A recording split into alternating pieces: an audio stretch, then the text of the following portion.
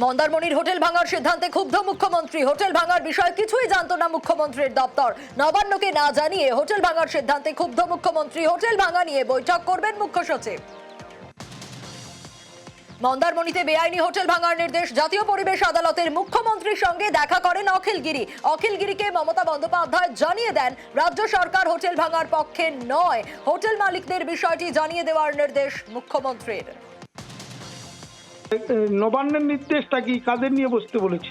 তা শুধু বলেছে প্রেসকে ডেকে বলেছে আমার নাম কোট করেই বলবে যে আমি ভাঙতে চাই না, সরকার ভাঙতে চায় না, সরকার ভাঙার পক্ষে না, এই ভাষা বলেছে মুখ্যমন্ত্রী।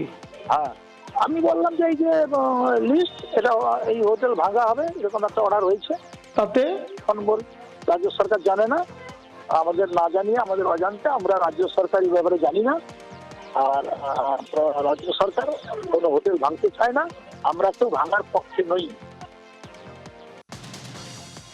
23 ডিসেম্বরের মধ্যেই আবাস যোজনার টাকা বরাদ্দ প্রক্রিয়া শুরুর নির্দেশ। জেলায় জেলায় আবাসের টাকা বরাদ্দ প্রক্রিয়া শুরুর নির্দেশ পঞ্চায়েত দপ্তরের। তার আগে 3 স্তরে আবাস তালিকার অনুমোদনের নির্দেশ। গ্রাম সভা, ব্লক কমিটি, জেলা কমিটির মাধ্যমে আবাসের অনুমোদন। 3 পর্যায়ে আবাস তালিকা অনুমোদনের পরই শুরু হবে অর্থ বরাদ্দ প্রক্রিয়া। 29 নভেম্বর থেকে 6 ডিসেম্বরের মধ্যে সরকারি ওয়েবসাইটে আবাস তালিকা প্রকাশ। মালদার ট্যাব জালিয়াতিতে আরো গ্রেপ্তার। মালদা পুলিশের জালে ইসলামপুরের যুবক। পুলিশি অভিযানে গ্রেপ্তার সাবির আলম নামে এক যুবক। ধৃত সাবির আলমের অ্যাকাউন্টে ট্যাব জালিয়াতির টাকা। হবিবপুরের পড়ুয়ার ট্যাবের টাকা জমা হয়েছে সাবিরের অ্যাকাউন্টে। জমা হওয়ার পরই তা অ্যাকাউন্ট থেকে টাকা তুলে নেওয়ার অভিযোগ। ট্যাবের টাকা গায়েব, তদন্তে গ্রেপ্তারের মাঝেই টাকা ফেরত পাচ্ছেন পড়ুয়ারা। মুখ্যমন্ত্রীর প্রতিশ্রুতি মতোই ট্যাবের টাকা ফেরত পেল আরামবাগের বিভিন্ন স্কুলের ছাত্রছাত্রীরা। টাকা গায়েব নিয়ে স্থানীয় থানা সাইবার ক্রাইম দপ্তরে অভিযোগ করেছিলেন সংশ্লিষ্ট স্কুলের প্রধান শিক্ষকরা। এবার সেই সমস্ত পড়ুয়াদের অ্যাকাউন্টেই ফেরত গেল ট্যাবের টাকা। টাকা পেয়ে খুশি পড়ুয়ারা। আগামীকাল আমাদের বিকেল 4:30 নাগাদ আমাদের ট্যাবের টাকা ঢোকে, খুবই ভালো লাগছে। এরপর আমরা ট্যাব কিনবো। আমাদের 5 জনের অ্যাকাউন্টে আসেনি টাকাটা। ডিআই অফিস থেকে আমাদের ফোন করে জানিয়েছিল শনিবার দিন। তা ডিআই অফিস থেকে বাড়ি ফেরার পথেই আমাকে স্কুল থেকে কয়েকজন আমাদের যারা স্টুডেন্ট তারাই ফোন করে জানালো যে স্যার আমাদের টাকা নাকি অ্যাকাউন্টে ক্রেডিট হয়ে গেছে। যা খবরটা ভালো, আমারও শুনে ভালো লাগলো। হাওড়ার পাতিহাল পঞ্চায়েতে ধুন্ধুমার। এলাকার সমস্যা নিয়ে কথা বলায় মহিলাকে মারধরের অভিযোগ। প্রতিবাদে পঞ্চায়েত অফিসে ঢুকে পঞ্চায়েত সদস্যকে চর। দীর্ঘদিন ধরেই বাদিবেলিয়া এলাকায় রাস্তাঘাট, পানীয় জল নিয়ে সমস্যার অভিযোগ। পঞ্চায়েতে জানিয়েও সুরাহা না হওয়ার অভিযোগ। সে বিষয়ে ফের কথা বলতে যাওয়ায় উত্তেজনা। পরিস্থিতি নিয়ন্ত্রণে জগৎবল্লভপুর থানার পুলিশ। রাস্তা করে দিচ্ছে না। প্রধানের কাছে এসেছিলাম 2 মাস আগে, ঠিক আছে? রাস্তা দেখতে যাবে বলেছে, একদিকে রাস্তা দেখতে যাবে। রাস্তা কি খুব খারাপ? রাস্তা প্রচুর খারাপ। বাচ্চাগুলো রাস্তা দিয়ে যেতে পারে না। প্রধানকে বলেছি, প্রধান বলেছে যে এখন আমাদের ব্যাংকে পয়সা আসেনি, এখন আমাদের রাস্তা হচ্ছে না। রাস্তা বেকার হয়ে গেছে। প্রধান এমন পর্যন্ত বলেছেন। পুরো বিষয়টা আমার জানা নেই, আমি পুরো বিষয়টার সম্বন্ধে খোঁজখবর নেব। 2011 সালে বাংলার মামাটি মানুষের সরকার প্রতিষ্ঠিত হওয়ার পর থেকে বাংলার প্রত্যেকটি প্রান্তের প্রত্যেকটি জায়গায় উন্নয়ন পৌঁছে গেছে।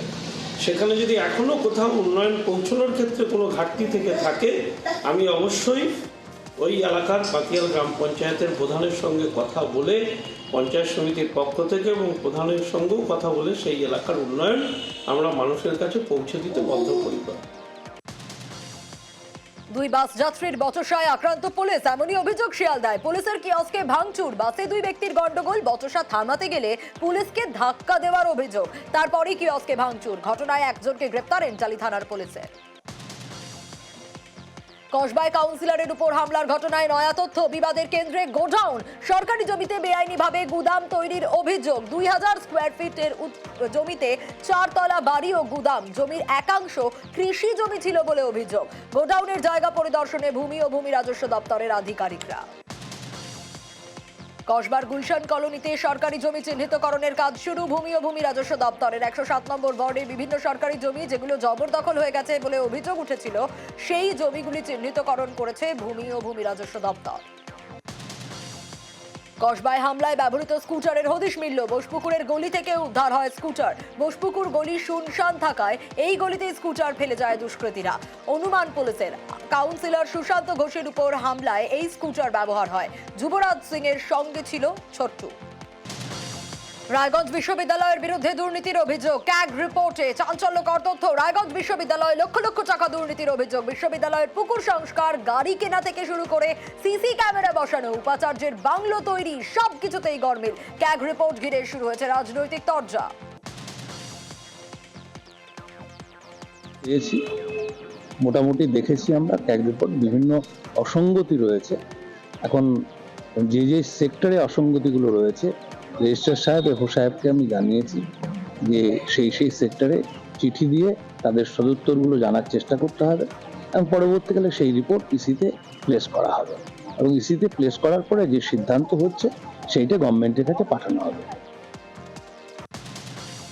ক্যাগ রিপোর্ট দেখে তো রাজ্য সরকারের উচিত যে তাদের বিরুদ্ধে তদন্তের ব্যবস্থা করা, তদন্ত করা উচিত। তদন্ত করলে পরে সমস্ত বিষয় সামনে চলে আসবে, কারা টাকা মেরেছে, টাকা নয়ছয় করেছে।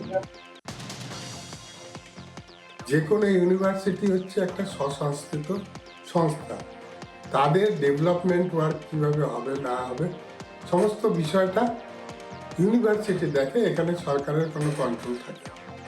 তো সেই ক্ষেত্রে যদি কোথাও কোনো ভুল হয়ে থাকে, কোথাও টেন্ডার প্রক্রিয়ায় কোনো অবৈধতা থেকে থাকে, তার দায় দায়িত্ব সম্পূর্ণ ইউনিভার্সিটি কর্তৃপক্ষের উপরেই বর্তায়। কোটনগরে হীরালাল পাল কলেজে ছাত্র সংসদের নির্বাচন ঘিরে বিবাদ। নির্বাচন ছাড়াই সভাপতির নাম ঘোষণার অভিযোগ। পড়ুয়াদের সঙ্গে আলোচনা ছাড়া নতুন সভাপতির নাম দিয়ে অধ্যক্ষের নোটিশ ঘিরে প্রকাশ্যে বিবাদ। কলেজের টাকা নিয়ে দুর্নীতির অভিযোগে সরব হওয়াতেই পদ থেকে সরানোর অভিযোগ প্রাক্তন জিএস এর। অভিযোগ মানতে নারাজ নতুন জিএস এর অনুগামীদের। কলেজের গভর্নিং বডির সঙ্গে কথা বলেই জিএস নির্বাচনের দাবি অধ্যক্ষের। প্রিন্সিপাল নিজেই দেখলাম একটা জিএস ঘোষণা করে দিল। প্রিন্সিপাল বলছে আমি প্রেসিডেন্ট মিলে দুজনে জিএসটা ঘোষণা করেছি। কোন প্রেসিডেন্ট? আমাদের অপর মজুমদার। মেন কারণটা হচ্ছে কলেজের টাকা অনেক এরকম নয়ছয় হচ্ছিল, সেই নিয়ে যখন আমি প্রতিবাদ করেছি তখন শতদ্রু কর যে ব্লক সভাপতি, সে ডাইরেক্টলি বলছে যে অনেক কথা শিখে গেছে, একে কলেজ থেকে এবার বার করতে হবে। একটা জিএস বানাবে যার মাথার উপর হাত রেখে পুরো কলেজের টাকাটাকে ভোগ করবে। আর্থিক তরফে যে ওটা উঠছে এটা পুরো সম্পূর্ণ মিথ্যে কথা। দুখানা নমিনেশন জমা পড়েছিল প্রিন্সিপালের কাছে, ছত্তিশগড়ের লোকরা জমা দিয়েছে। জমা দেওয়ার পর সেদিনকে মারধরও করা হয়। দুটো নমিনেশনের মধ্যে ওদের নমিনেশনে এই অর্ঘজিৎ জিএস ঠিক গেল। তো আমরা প্রিন্সিপালের কাছে গেছিলাম। অর্ঘজিৎ কাদের পক্ষে রয়েছে? ছত্তিশগড়। প্রিন্সিপাল বলছে এটা ওপর থেকে জিবি থেকে ঠিক করা হয়েছে। দুপক্ষই তৃণমূল ছাত্র, কিন্তু আমরা যখন যাচ্ছি প্রিন্সিপালের কাছে, প্রিন্সিপাল আমাদের কোনো কথাই শুনছে না। নমিনেশন সম্পূর্ণ হবে কলেজের গভর্নিং বডি পরিচালনা সমিতির সিদ্ধান্ত। এটা তো ইন্টারিম আমাদের ভিতরের ব্যাপার। ভোট যতদিন না হচ্ছে আমাদের নমিনেট করতেই হবে। এই বিষয়ে কি স্যার কলেজের ছাত্রদের সঙ্গে কোনো রকম আলোচনার প্রসিডিওর কিছু কি হয়েছিল? যথেষ্ট হয়েছে। কলেজের ভেতর থ্রেড কালচার এবং মারধরের অভিযোগ উঠছে আরেকটা পক্ষের বিরুদ্ধে। এই বিষয়টি আমার কাছে কোনো অভিযোগ আসেনি। আমার কাছে যদি লিখিত অভিযোগ আসে আমি নিশ্চয়ই খতিয়ে দেব। ইসলামপুরে তৃণমূলের বহিষ্কৃত প্রধান নুরি বেগমের অপসারণের দাবি। বহিষ্কৃত প্রধানের বিরুদ্ধে আইনি ব্যবস্থার দাবিতে তৃণমূল।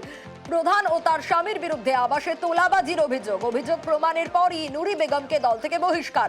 এবার প্রধানকে অপসারণ সহ আইনি ব্যবস্থার দাবিতে বিক্ষোভ। বিডিওর কাছে অভিযোগ জানিয়ে কাজ না হওয়ায় গ্রাম পঞ্চায়েত অফিসের সামনে ধর্নায় তৃণমূল কর্মী সমর্থকরা।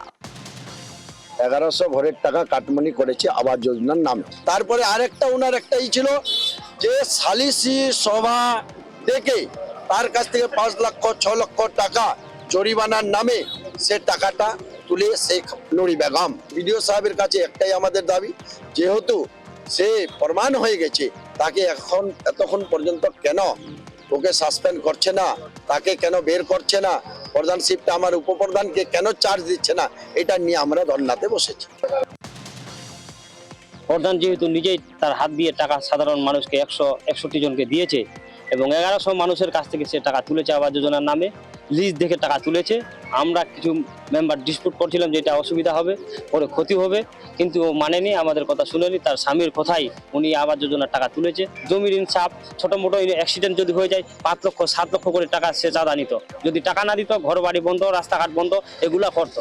যতদিন পর্যন্ত প্রধানের এফআইআর না হচ্ছে, প্রধান পদ থেকে সাসপেন্ড না করছে বিডিও, ততদিন পর্যন্ত সাধারণ মানুষ এই ঝর্ণায় থাকবে।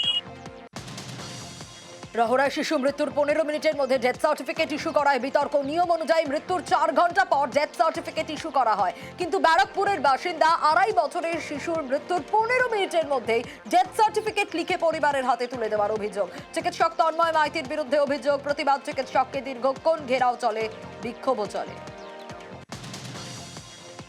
বাচ্চা ডাক্তারকে স্পেশালি রাতে এখানে দেখিয়ে দেবো, দেখানোর পর তারপরে শরীরটা খুব খারাপ হয়েছিল, তাহলে নিয়ে আসলাম এইখানে। ডাক্তারবাবু দাওয়াই ওষুধ দিয়েছে, তারপরে নিয়ে গেছে, দুধ খাইয়েছে, খাইয়ে পর আর বেশি হয়ে গেছে। বিএন বোস নিয়ে গেছি, ও বলছে বাচ্চা আপনার মারা গেছে। ওখানে বললো আমাকে বিএন বোসে যে ডাক্তার করেছি সে ডেথ সার্টিফিকেট বানাবে। কটার সময় ডাক্তার ডেথ সার্টিফিকেট হাতে দিয়েছে আপনার? আমাকে দিয়ে 10টার সময়। বাচ্চাটা এরকম ঘটনা ঘটেছে?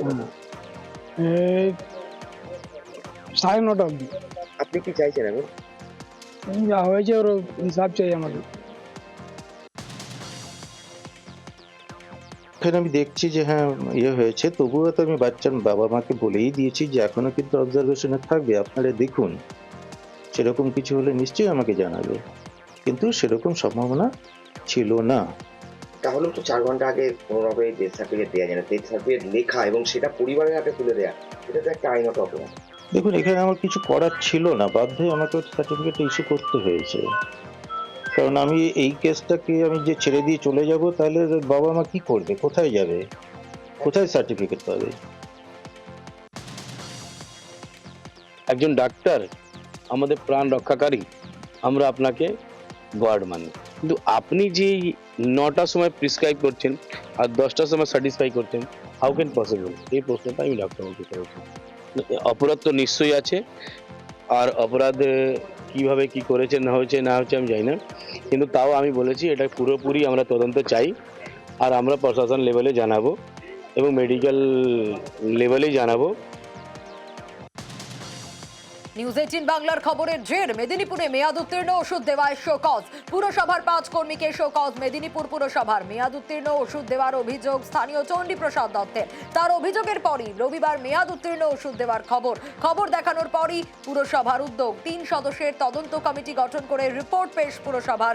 রিপোর্টের ভিত্তিতে 5 পুরকর্মীকে শোকজ। আসানসোলে সরকারি জমি দখল করে বেআইনি নির্মাণের অভিযোগ। জামুরিয়া রানীগঞ্জের শিল্প তালুকে বৈধ প্ল্যান ছাড়াই নির্মাণের অভিযোগ। 11টি কারখানাকে 500 কোটি টাকা জরিমানার নোটিশ পুর নিগমের। জরিমানা না দিলে ভাঙা হবে নির্মাণ। শিল্পপতিদের বার্তা মেয়রের, নির্মাণ ভাঙার জন্য 15 দিনের সময়সীমা। ভাটপাড়ার 28 নম্বর ওয়ার্ডে অবাধে পুকুর ভরাটের অভিযোগ। জোর করে জমি লিখিয়ে নেওয়া সহ জমির মালিকের কাছ থেকে 32 লক্ষ টাকা আত্মসাতের অভিযোগ। এলাকার প্রমোটার তাপস বিশ্বাসের বিরুদ্ধে এই অভিযোগ। প্রশাসনকে জানানোর পরও কাজ না হওয়ার অভিযোগ। চেয়ারম্যানের সঙ্গে কথা বলে সমস্যা সমাধানের আশ্বাস ভাইস চেয়ারম্যানের। জাম্পিং গ্রাউন্ডের জমির পাঁচিল তৈরিতে বাধা স্থানীয়দের। কল্যাণীর কাছারিপাড়ার ঘটনা, জমিতে নির্মাণে স্থগিতাদেশ থাকার দাবি বিজেপি বিধায়কের। পুরসভার বিরুদ্ধে আদালতের নির্দেশ না মানার অভিযোগ। পুলিশের সঙ্গে স্থানীয়দের ধস্তাধস্তিতে এলাকায় উত্তেজনা। টিটাগড়ে অভিনব কায়দায় এটিএমে প্রতারণার অভিযোগ। বিটি রোড সংলগ্ন রাষ্ট্রায়ত্ত ব্যাংকের এটিএমে কালো টেপ লাগিয়ে প্রতারণার অভিযোগ। হাতে টাকা না পেলেও অ্যাকাউন্ট থেকে টাকা উধাও। পরে এটিএম থেকে টাকা তুলে নিচ্ছে প্রতারকরা। প্রতারণার শিকার এক ব্যক্তি। 5000 रुपए उठा रहे थे तो मेरा सक्सेसफुली दिखा दिया, प्रोसेस सब ठीक था और आवाज भी हुआ है कि वहाँ से पैसा हो गया। तो मैं नीचे में पैसा निकालने के लिए गई तो वहाँ से पैसा नहीं आ रहा है, बट सक्सेसफुली दिखा रहा है। साइड से देख रहे हैं तो उसमें पैसा दिख रहा है कि है, बट কালো রঙের প্লাস্টিক है उसमें पैसा अटका हुआ है। तो গার্ড থাকলে এটিএম এর গার্ড থাকলে কোনো অসুবিধা হলে আমরা বলতে পারবো, কেন এখানে পুরো ফাঁকা থাকে। একবারে 5000 হচ্ছে, কোনোদিন 10000 হবে। কালো রঙে একটা প্লাস্টিক লাগানো আছে। এক একজনের সাথে এমনি ঘটনা ঘটেই যাচ্ছে। অশোকনগরে আগেই ভেঙেছিল ড্রেন, চলছিল সেই ড্রেন মেরামতির কাজ। ফের মেরামতির সময় ভাঙলো ড্রেন, আহত 2 শ্রমিক। আহতরা অশোকনগর হাসপাতালে ভর্তি। নিম্নমানের সামগ্রী নিয়ে হাই ড্রেন তৈরির অভিযোগ। ঘটনায় উপযুক্ত ব্যবস্থার আশ্বাস পুরসভার চেয়ারম্যানের। হাসপাতাল থেকে পালালো বিচারাধীন বন্দী। জলপাইগুড়ি মেডিকেল কলেজ হাসপাতালের ঘটনা। 11ই নভেম্বর পক্সো মামলায় বিচারাধীন অলয় বিশ্বাসকে নিয়ে আসা হয় জলপাইগুড়ি সুপার স্পেশালিটি হাসপাতালে। মঙ্গলবার সকালেই কারারক্ষী ও হাসপাতালের দায়িত্বে থাকা নিরাপত্তা কর্মীদের নজর এড়িয়ে পালায় সে। ঘটনায় প্রশ্নের মুখে হাসপাতালের নিরাপত্তা। কল্যাণীতে পোল্ট্রি ফার্মের গেটে তালা ঝুলিয়ে বিক্ষোভ। সরকারি জায়গায় পিপিপি মডেলে গড়ে উঠেছে পোল্ট্রি ফার্ম। সেখানে প্রতিদিন লক্ষাধিক ডিম উৎপাদন হয়। এলাকা জুড়ে পোল্ট্রি ফার্মের দুর্গন্ধে নাজেহাল বাসিন্দারা। শুধু কল্যাণীবাসী নয়, পোল্ট্রি ফার্মের দুর্গন্ধে অতিষ্ঠ কাঁচরাপাড়ার বাসিন্দারাও। এলাকায় ছড়াচ্ছে রোগ। দুর্গন্ধ দূর করতে পোল্ট্রি ফার্ম কর্তৃপক্ষের কাছে ব্যবস্থার দাবিতে বিক্ষোভ। বারুইপুরে কাঠের সেতুতে ঝুঁকির পারাপার। জয়াতলা এলাকায় উত্তরভাগ খালের উপর কাঠের সেতুর যেন মরণ ফাঁদ। সেতুর মাঝে জায়গায় জায়গায় ভেঙে পড়েছে কাঠের পাটাতন। নরবরে সেতুতে যাতায়াত সমস্যা 4টি গ্রামের মানুষের। সন্ধ্যা নামলেই সেতু দিয়ে বন্ধ যাতায়াত। সেতু সংস্কারের আশ্বাস পঞ্চায়েত সমিতির সভাপতি বিডিওর।